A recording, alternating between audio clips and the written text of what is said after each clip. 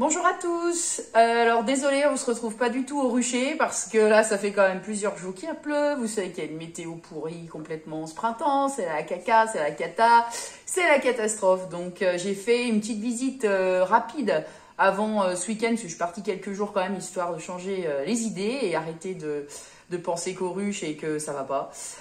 Donc du coup je suis allée voir, la plupart des ruches en fait ont les cadres de rive secs. Il n'y a pas une goutte de nectar quasiment, hein. Donc du coup là il faut nourrir, en fait il n'y a pas le choix. Nourrir mi-mai, ça semble incroyable. Mais oui, cette année c'est incroyable, donc pas dans le bon sens du terme. Donc voilà, je suis dans ma cuisine, je fais des sirops 50-50 pour essayer de faire survivre les colonies en fait jusqu'aux prochaines mielées. Alors en fait il n'y en a pas eu des mielées, hein, mais jusqu'à la mielée je sais pas, du mois de juin, du mois de juillet. Peut-être qu'on va faire un peu de châtaignier, peut-être qu'on va faire un peu de lavande, je vais essayer de transhumer un peu dans le sud.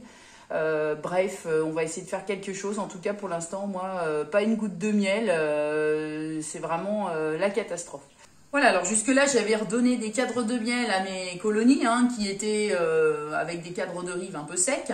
Des cadres de miel que j'avais récupérés de colonies qui étaient bourdonneuses suite à la sortie d'hiver.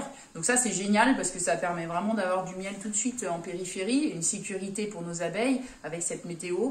Là, j'arrive au bout de mes cadres de miel, j'en ai plus, hein, concrètement, voilà.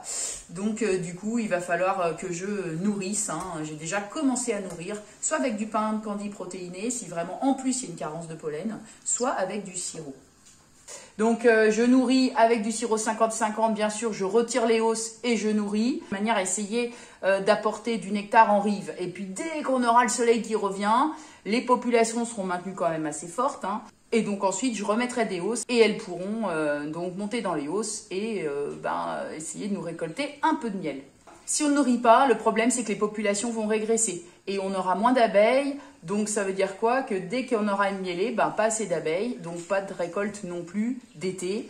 Donc il faut absolument là maintenir les colonies. Donc c'est hyper fastidieux parce qu'il faut préparer du sirop, acheter des candies protéinés. Mais bon, c'est comme ça, hein, on dépend de la météo.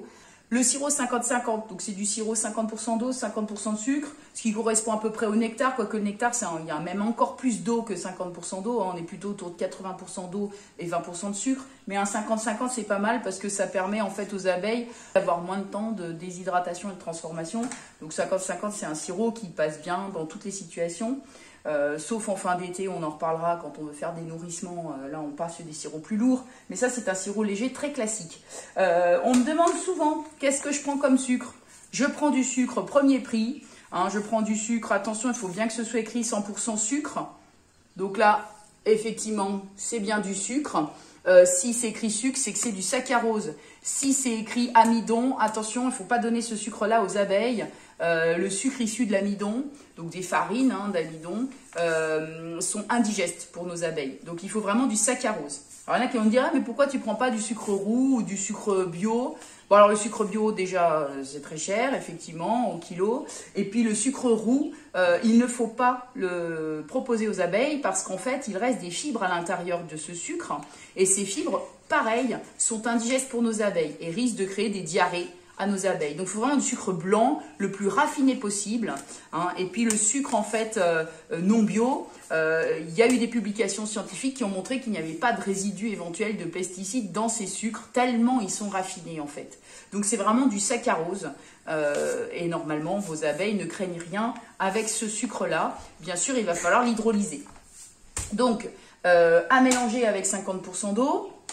Moi je rajoute une petite pincée de sel pour ajouter des sels minéraux, donc du NaCl.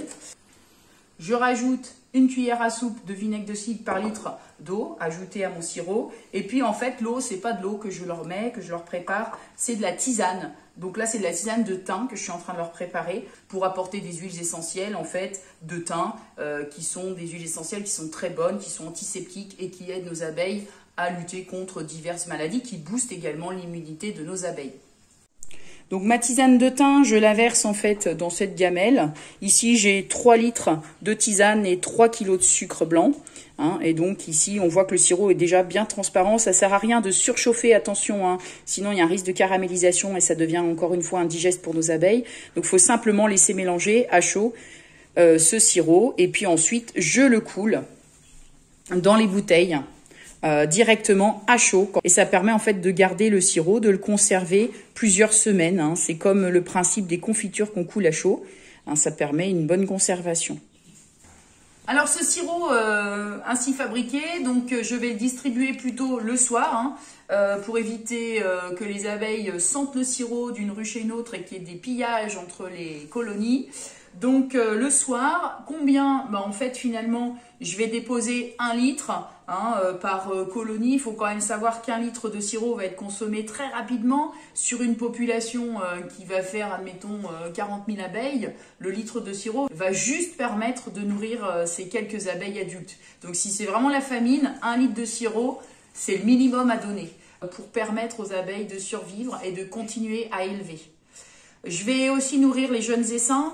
Les jeunes essaims, c'est pareil, ils ont souvent peu de butineuses et donc ils collectent difficilement le nectar, donc souvent il en manque. Donc là, par contre, sur les jeunes essaims, je mets un demi-litre de sirop 50-50 puisque la population est plus petite. Voilà, donc n'oubliez pas de nourrir vos colonies s'il y a besoin. S'il faut retirer les hausses, on retire les hausses. Je veux dire, c'est une année tout à fait particulière, mais là c'est vraiment le cas. Si par contre vos abeilles ont ramené un peu de nectar dans les hausses, c'est qu'a priori il y a du nectar sur les cadres de rive. Il faut contrôler, c'est toujours pareil, est-ce qu'il faut nourrir ou pas? Il ne faut pas forcément regarder ce que fait votre voisin, il faut aller ouvrir votre ruche, regarder les cadres de rive. S'il y a du nectar, c'est bon, c'est que vos abeilles se sont débrouillées et qu'elles en ont en surplus, sinon il n'y en aurait pas. Si les cadres de rive sont secs, c'est qu'à ce moment-là, en fait, tout ce qui rentre est tout de suite consommé et elles n'arrivent même pas à stocker. Donc là, il faut un petit coup de pouce, parce que tant que les cadres de rive ne seront pas remplis, les abeilles ne monteront pas dans la hausse. Voilà, donc c'est une vidéo, ma foi, on n'est pas au rucher, mais bon, je crois que là, avec cette météo pluvieuse qui ne s'arrête plus, ça va être difficile d'y retourner. Entre 2 éclaircies, essayer de jeter un œil. J'espère pouvoir vous faire une vidéo très prochainement au rucher et voir un petit peu où en sont les colonies. Allez, je vous dis bon courage, on essaye de ne pas déprimer, et puis on croit à la mielée d'été. Allez, à bientôt, salut!